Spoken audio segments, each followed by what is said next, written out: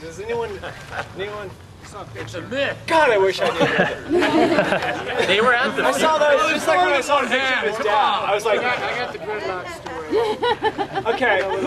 We're living in Fayetteville, North Carolina. It's like the biggest military base. And Joel comes, I don't know why, he came on a plane. He said, Dad, I got a surprise. You never know.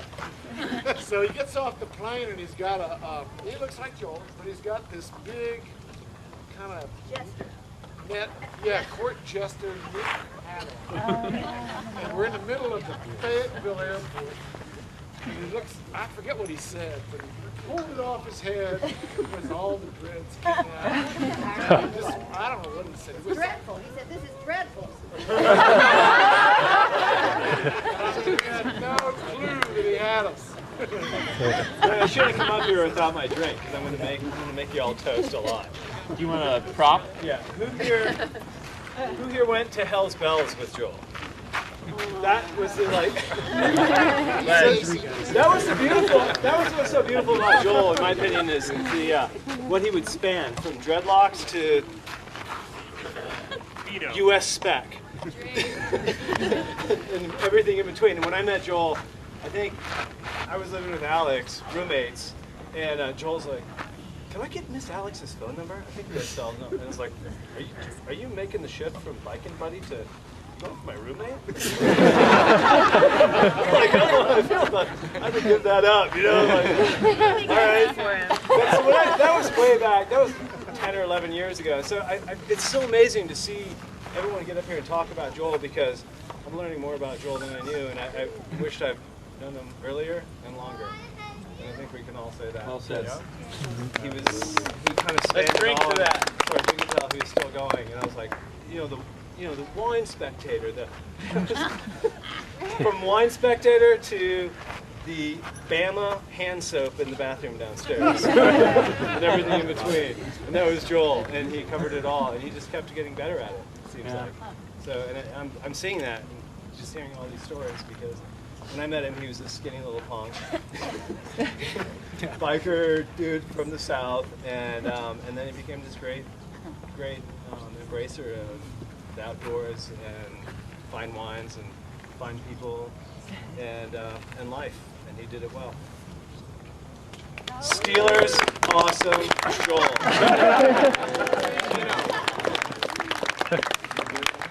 Yeah, I think. So I think I met Joel through that. So he's like, "Oh, you're back in town. Biking buddy, we're gonna go out and ride around through town tonight." I'm like, "All right, sounds good." It's been a while since I've been back in Boulder, and we sort of got to know each other through that whole biking scene. And then snow season started coming around, and I remember him saying, "Yeah, I'm thinking about planning a trip to Alaska." "You want to go?" Where and when? How much is it going to cost me? And he's like, "Well, you can go, but you got to understand, we haven't really skied together, and we're going to ski steeps. So I hope you're up to that. You know what you're getting into." And I'm like, I knew him from biking. I didn't really know him from skiing. I didn't necessarily know what I was getting myself into. But he was, at that point, he was always on his snowboard. We went up there and had some of the most incredible skiing and times. It was amazing. And we got back, and we didn't want it to end. This was like late April, something like that. And decided to go up to Camera Pass because watching the weather, it looked like snow was coming in. Camera Pass was going to get hit. We need to go up there and do it up. Neither of us had been up there. We had no idea what we were getting into. Spring of 2002, maybe it was. And so we go up there, and it's dumping the whole time we're going up there. It's like beginning of June or something like that. And got up there and had some of the most amazing turns. He's like, "Can you believe this?" I'm like, this is our backyard. Still trying to get a lot of people around here to go up there and ski that place. It's a little bit too far, but well worth the drive. This is amazing. The outpouring of love and all from everybody is great. I know the help you've given Alex and me, it's meant a lot. And I'm glad to share all this with you. I wish it was better circumstances. And thinking about all the times I spent with Joel, I really want to thank you, Alex, for sharing this. Because, I mean, he was one of my best friends, and if it hadn't been for you supporting him, I don't know what I'd done without that time. Thank you.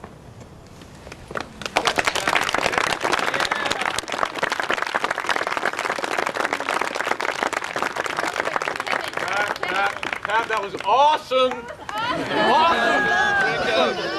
Yeah, Pat. I was just going to say really quickly, Steelers! we did a brief thanking Pat, Kevin, and Henrik I was at the funeral, and I just wanted to give it up again for you guys being there. to Pat and Henrik. Pat and Henrik.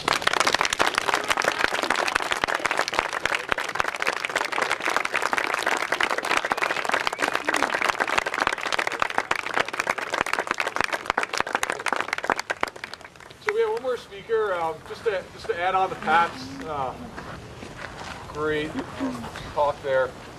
Cameron Pass was another place, like Independence Pass, like Crested Butte, that was near and dear to Joel's heart. We kind of referred to it as the fabled land of the North, the place of big snows and steep lines and epic tree skiing. That was always getting snow, but always just a little too far away to get to.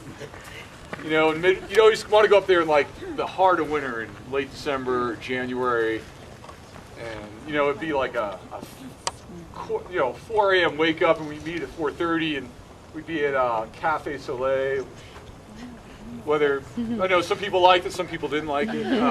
We'd meet there and load up, and we'd take these back roads. And Joel saw him again, and a couple times we were driving down. I can't remember the name. Some back roads, and I had to grab him and say, "I'm about to vomit in the back of your car." We're doing 70 through back roads. And they put me in the front, and then we sped off.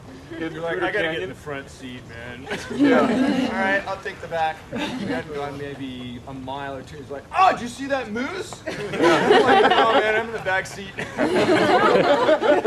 It's all good once I was back in the front. But I made it to Cameron Pass with Joel, I want to say maybe 3 times. All great days, all great experiences. It was just an early wake up. You leave in the dark, you get home in the dark, and then Sunday you were too crushed to really go out and do much anything except maybe watch the Steelers if they were still playing. Steelers, drink, come on.